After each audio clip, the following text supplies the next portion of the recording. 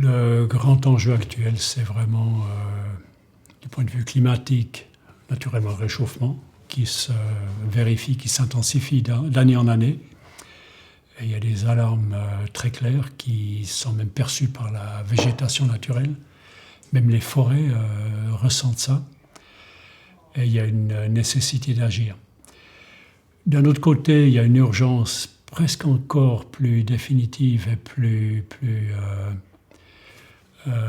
sensible qui se présente à nous, c'est l'urgence écologique. Ce n'est pas seulement une question de redescendre avec les degrés de température estivale, c'est vraiment freiner l'érosion écologique parce que c'est jouable en fait de rattraper un peu le climat et on va pouvoir aborder comment. Mais ce qui est définitivement perdu, c'est une espèce qui s'est éteinte, de la faune ou de la flore. Et là, on a vraiment une urgence absolument cruciale. Ça, c'est les grands défis du moment.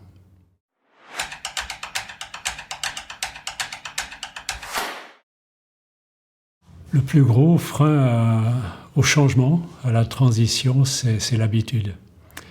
On est extrêmement figé dans nos habitudes de vie, de fonctionnement professionnel ou privé. Et là, il faudra une très grande mobilité, une très grande souplesse pour changer de fonctionnement dans notre consommation des différentes formes d'énergie fossile, dans notre consommation de nourriture issue de productions vraiment questionnables, et notre consommation de médias, etc. Et là, c'est le premier frein. Le deuxième, naturellement, c'est un frein genre inertie politique. Alors qu'on a vu à quel point la politique peut agir rapidement en cas d'urgence du style pandémie, à quel point ça a été vraiment une démonstration de la capacité du politique à agir.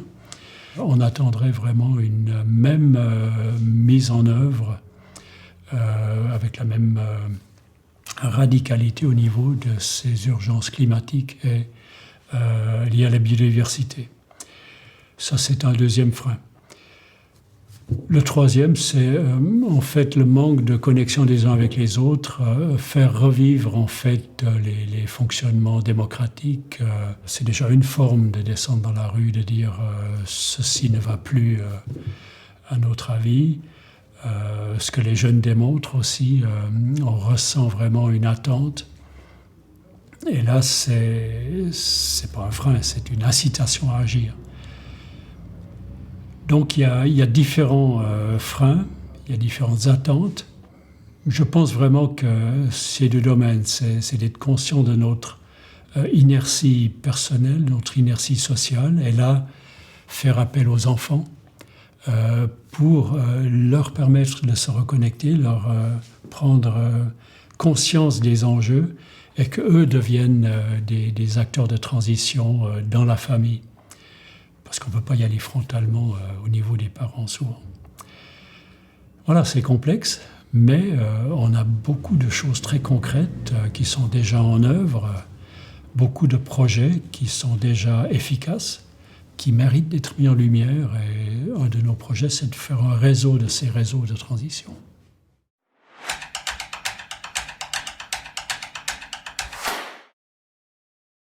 Alors, en tant que forestier, j'ai appris à gérer les forêts naturelles. Et là, c'est un métier. On a 5 ans de formation universitaire pour ça. C'est très professionnel et très scientifique, y compris une année de pratique. Là, on sait calculer, on sait exactement comment fonctionne une forêt, quelle est la capacité de production d'un système naturel forestier, quelle est la capacité de la forêt de séquestrer du carbone, d'absorber du carbone dans l'atmosphère, faire de la photosynthèse et de le séquestrer. Et quelle est la capacité de la forêt pour avoir un bilan carbone positif qui se traduit en mètres cubes de bois, en quantité de matière organique formée par la forêt, transformation d'énergie solaire. Et cette question de bilan carbone est absolument centrale. La forêt montre à quel point on peut avoir un bilan carbone positif, un bilan carbone favorable à la biodiversité, favorable à la vie sur Terre. c'est une transformation d'énergie solaire, c'est une mise en cycle des grands cycles géohydrologiques.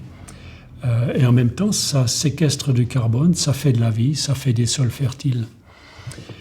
Et notre problème actuellement, qui est amené au réchauffement climatique, c'est de remettre beaucoup trop de carbone dans l'atmosphère avec l'effet de serre, mais d'origine non organique, d'origine fossile. Et on a un bilan carbone extrêmement problématique. On dégage beaucoup plus de carbone dans l'atmosphère qu'on en capture par les systèmes vivants. On ne peut pas gérer le système vivant océanique qui capte aussi du carbone, mais on peut gérer celui qui est à notre disposition terrestre. Et là, vous avez deux formes. Vous avez les systèmes forestiers et les systèmes agricoles, en étant très général. Il faut réaliser qu'on a un tiers des terres émergées qui sont des terres destinées à l'agriculture, arables. Et ces terres ont perdu leur matière organique qui était issue des forêts qui ont été déboisées pour faire de l'agriculture. Et ces sols ont perdu leur matière organique que les arbres avaient initialement créée pour donner cette fertilité au sol. Donc maintenant, on a une feuille de route très simple que les forestiers savent calculer, c'est combien d'arbres sont nécessaires de nouveau dans les zones agricoles ou même pastorales pour être rééquilibrés du point de vue du bilan carbone, mais aussi du bilan hydrologique. Et ça, c'est la bonne nouvelle, c'est que du point de vue de la teneur en CO2 de l'atmosphère, il faudra relativement longtemps pour rééquilibrer grâce aux arbres, grâce à la photosynthèse aussi dans les zones agricoles. Mais du point de vue des cycles hydrologiques, ça sera beaucoup plus rapide parce que lorsque vous refaites une agriculture qui protège les sols grâce aux arbres, grâce au maillage des zones agricoles, grâce à peut-être 10% de haies, d'arbres individuels ou de cordons végétaux dans les zones agricoles, on va remettre un peu d'ombre, on va remettre de l'eau qui circule spontanément dans les sols, on va réalimenter les sols localement par de l'humidité, par de la nappe phréatique alimentée par les forêts, et là ça va faire un changement radical pour le climat local. Et on a besoin de rééquilibrer aussi ces climats locaux du point de vue de l'humidité. Une image très simple, c'est lorsque vous avez le paysage qui a passé au jaune pour les plantes annuelles, pour les cultures, il y a une partie qui reste verte, c'est toujours les arbres, c'est les forêts. Parce qu'eux ont réussi à capter cette eau, à la garder dans leur le sous-sol, et ils alimentent encore, même en été, la nappe phréatique et les rivières. Et une forêt bien gérée, une forêt naturelle, alimente même en été une rivière qui n'arrête pas de couler. Alors qu'une monoculture n'est pas capable de faire ça avec la même efficacité. Donc on a besoin de changer les monocultures, on a besoin aussi de changer l'agriculture en réintroduisant de l'arbre. Voilà l'apport des forestiers, et on appelle ça l'agroforesterie, la permaculture, c'est extrêmement concret. On a des chiffres, on a des méthodes. Ce qu'il faut vraiment, c'est un encouragement politique, encouragement financier aussi au niveau des agriculteurs. Et maintenant, réduire aussi les impacts négatifs de l'apport d'engrais de synthèse qui ne seront plus nécessaires et des apports de pesticides qui sont en fait un problème pour la vie des sols. On vient de sortir un livre sur l'agriculture des sols vivants. C'est là que ça commence. L'agriculture fonctionne grâce à des sols vivants. Et les arbres sont des composantes incontournables de sols vivants, alternant avec les zones ouvertes.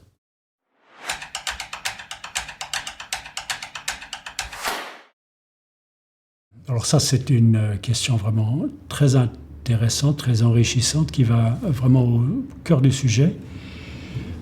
On n'a pas inventé l'agroforesterie maintenant quelque part au début du XXe siècle, du XXIe siècle même. On ne l'a pas inventé, les anciens la pratiquaient et dans chaque région.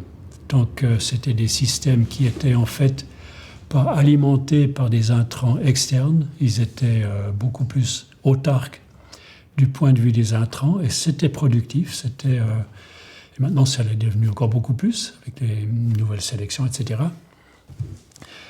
Mais partout dans le monde, on a développé ça depuis des milliers d'années. En fait, c'est les savoirs ancestraux.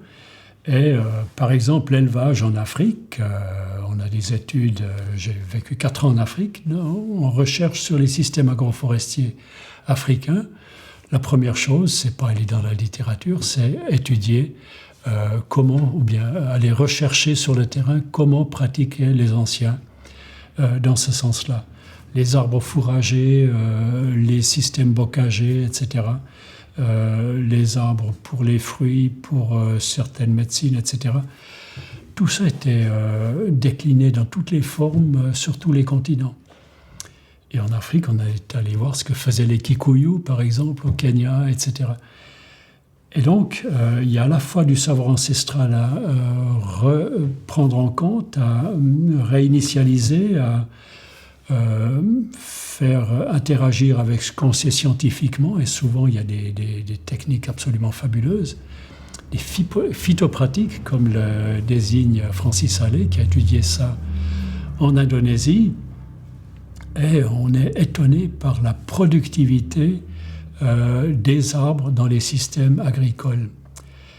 Et c'est intéressant, longtemps, les hommes servaient des arbres pour l'alimentation en plus des cultures. Avant de cultiver, c'était surtout à partir des arbres qu'on se nourrissait les fruits. Et dans certaines régions, c'était considéré comme étant retardataire, archaïque, de encore se nourrir des arbres. On traitait ces gens de singes par rapport aux gens modernes qui faisaient de la culture de plantes annuelles. Et aujourd'hui, on a besoin de réhabiliter le savoir-faire de ces anciennes cultures basées sur l'arbre, dans lesquelles sont venues s'implanter des cultures annuelles et de l'élevage. Donc il s'agit maintenant de marier les 3 choses, de marier la sylviculture à l'agriculture et au pastoralisme. C'est de l'agro-sylvo-pastoralisme qu'il faut mettre en place, et chaque fois différemment. Chaque fois inspiré à la fois des anciens, mais mis à jour avec les techniques modernes.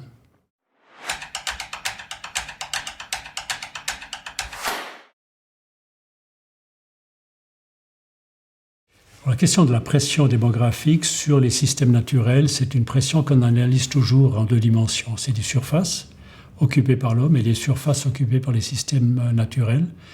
Et là, naturellement, une expansion du règne humain sur ce règne sauvage, naturel, et une érosion de ces zones à riche biodiversité. C'est le pôle sauvage de la nature, c'est les forêts, c'est surtout l'interface entre la forêt et les zones ouvertes. Une manière d'analyser la situation, mais la solution, elle est dans la dimension supplémentaire, dans la 3e dimension. C'est que lorsque vous allez réimplanter des arbres dans les systèmes à 2 dimensions agricoles, plantes annuelles, vous allez mettre du vertical et vous allez accéder à des zones de fertilité que les plantes annuelles n'ont pas à disposition. C'est le sous-sol auquel les arbres ont accès et que les arbres alimentent de leur système racinaire et alimentent aussi hydriquement. Le phénomène d'ascenseur hydrique, etc. Donc, lorsque vous implantez des arbres dans les systèmes agricoles, vous allez permettre à ces systèmes agricoles d'être beaucoup plus productifs que d'augmenter les surfaces comme on l'a toujours fait. C'est redonner une dimension de productivité au système agricole. Et on peut le faire en plusieurs étages. Et on appelle ça le système syntropique, inspiré des systèmes forestiers.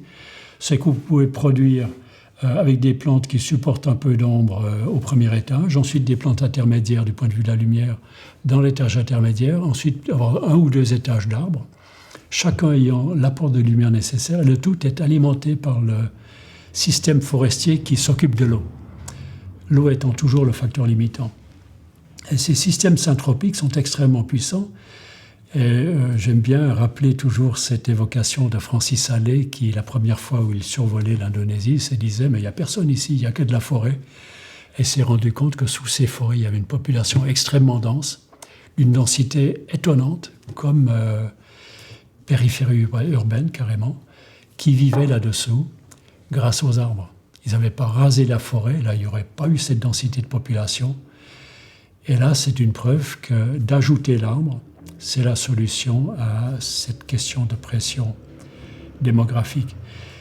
Et maintenant, c'est la question aussi de la diversité. Il ne faut pas amener quelque peu d'espèces, c'est vraiment amener le maximum d'essence.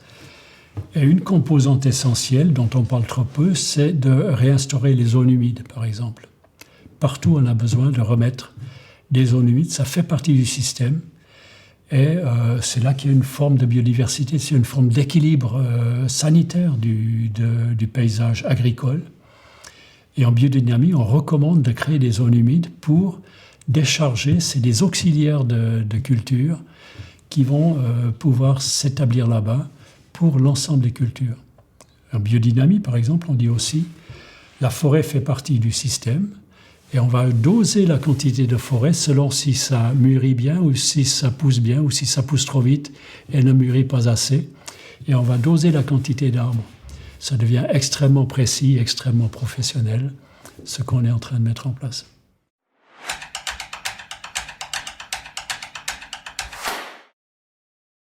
Il faut essayer d'être aussi autonome que possible, aussi pour les savoirs.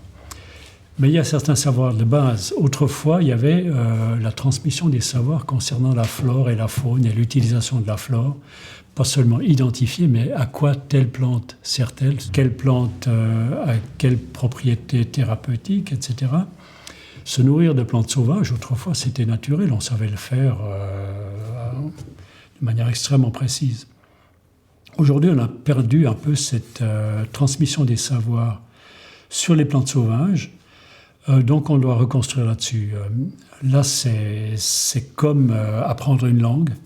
La langue du paysage, c'est sa botanique, c'est sa flore, c'est l'expression du paysage. Il faut redevenir morphologique, il faut reconnecter avec l'apparition, l'apparence de la nature. Et c'est des connaissances aussi importantes que l'alphabet. On parle d'alphabet des arbres maintenant, mais aussi c'est la botanique. Il faut connaître pour une région quelle est la flore naturelle de cette région. Ça, c'est un premier stade. Identifier les espèces et leurs propriétés. Le deuxième stade, c'est beaucoup plus subtil, c'est la sociologie végétale, la phytosociologie.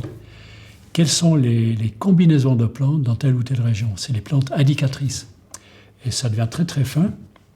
C'est ce qu'on développe en foresterie. On fait carrément de la physiognomie du terrain. On sait exactement quelles sont les conditions même du sous-sol, simplement en regardant les plantes indicatrices qu'on connaît, qui sont quelques douzaines de plantes qu'il faut bien connaître. Et grâce à ça, vous avez un diagnostic. Donc là, il faut réapprendre la botanique et la sociologie végétale. Et ça s'applique chaque fois dans la région en question. Donc ça, c'est des savoirs très importants pour ensuite savoir comment mener les cultures, qu'est-ce qui résiste, qu'est-ce qui mérite d'être essayé à tel ou tel endroit, selon les plantes indicatrices. Et là aussi, en réintroduisant les arbres, c'est une manière très rapide, très efficace de remettre ces cycles en route, parce qu'en général, c'est des zones qui ont perdu leur flore végétale. Et comment remettre cette flore en place? On pourrait recommencer par des herbes, etc., mais ça ne fonctionne pas, parce qu'il n'y a pas les sols pour ça.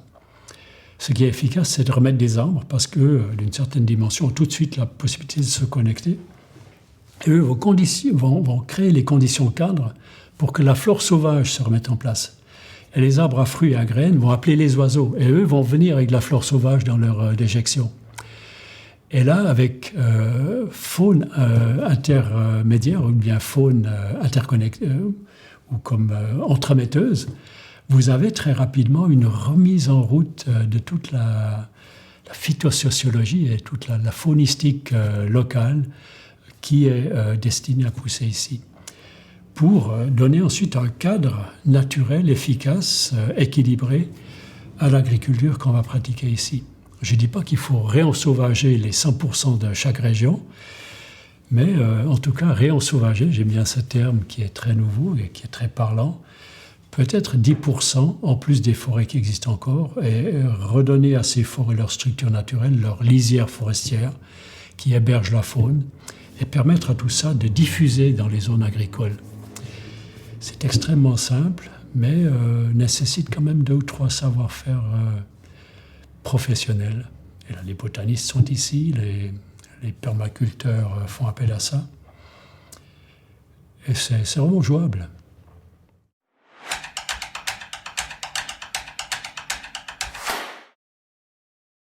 beaucoup... Bon, c'est mon père qui m'a encouragé aussi à aller dans la forêt de manière un peu non conventionnelle. Il faisait de la pêche sans le permis de pêche, donc un peu en clandestin. Il était un tout petit peu braconnier sur les bords. Et c'est une manière intéressante d'entrer dans la nature en tant que braconnier. On est hors système et on découvre les choses autrement. Ça n'allait pas très loin. Il n'a jamais surpêché la rivière qui était à côté de chez nous, mais entrer en forêt autrement. Mon grand-père qui pratiquait l'agriculture en tenant compte des phases lunaires. Ça m'a beaucoup impressionné, ça m'a toujours accompagné et je me suis rendu compte, en entrant dans le monde de la science, de la foresterie, mais où a passé la Lune? On ne parle plus de la Lune. Et je me suis rendu compte que tous les anciens, même les forestiers, pratiquaient encore l'agriculture, mais aussi la foresterie lunaire en plus de solaire. Et c'est devenu un de mes domaines de recherche qui était très très fertile. On a pu travailler sur un sujet que tout le monde évitait comme la peste. Ça sentait le soufre apparemment. On avait des centaines d'années de mise au banc de la société des gens qui pratiquaient encore ceci par des édits de l'Église catholique par exemple. Il y a eu des conciles au 6e, 7e siècle qui ont désigné ça comme étant hérétique de tenir compte des phases lunaires. Et c'est très dangereux d'être hérétique au Moyen-Âge. Et les femmes le savent aussi. Procédés sorcières, etc. Et tout ça a eu un impact. La science s'est retirée de ce domaine-là. Et pourquoi la Lune était-elle un problème alors que le Soleil n'en était pas? Et il y a beaucoup de sociologie là-dedans. Il y a beaucoup de choses à réactiver, à recomprendre et aussi à faire œuvre de mémoire par rapport à ça. Qu'est-ce qu'on a détruit en éliminant la Lune de nos systèmes naturels, au niveau social aussi. Ça m'a beaucoup intéressé. Et, c'est ainsi qu'en entrant dans l'étude de l'influence lunaire sur les arbres, c'est pas seulement la Lune, le Soleil, c'est la Lune, les planètes, la Lune, les constellations. Tout ça, on a pu le vérifier grâce aux outils statistiques et en publiant dans les plus grandes revues. Et ça, c'est une réhabilitation des anciens. Et c'est une réhabilitation, c'est une remise en place, là où il a toujours été, où il est toujours, du cosmique dans le terrestre. Et ça, je trouve important. J'aimerais juste évoquer ma mère qui m'appelait le soir et qui me montrait Vénus, l'étoile du berger, avec tout ce qu'il y a dans Vénus. J'ai un livre en préparation là-dessus.